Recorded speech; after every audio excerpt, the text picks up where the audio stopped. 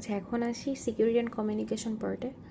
তো আমরা যদি বলি যে আজকের দিনের যে আমাদের ইন্টারনেটের যে সিকিউরিটি, আমাদের ইনফরমেশনের যে সিকিউরিটি, সেটা ডিপেন্ড করে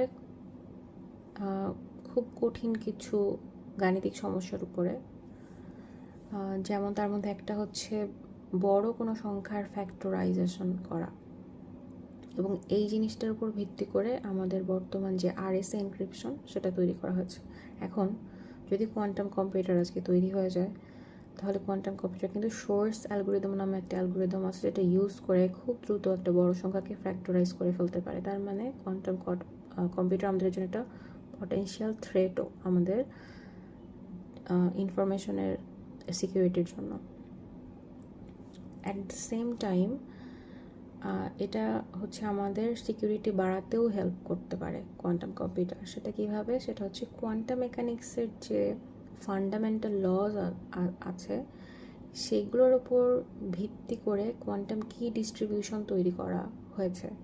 তো এই কি ডিস্ট্রিবিউশন ইউজ করে যদি কেউ ডেটা এনক্রিপ্ট করে, তাহলে কিন্তু সেটা অ্যাবসলিউটলি আনব্রেকেবল। কারণ এটা মানে যতদিন প্রকৃতির ল চেঞ্জ না হবে ততদিন এটা প্রোটেক্টেড থাকবে। বিষয়টা এরকম, মানে it actually means for ever.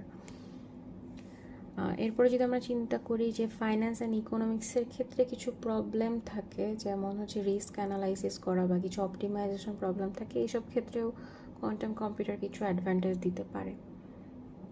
তো এগুলোই মোটামুটি কোয়ান্টাম কম্পিউটারের পটেনশিয়াল ইউজ।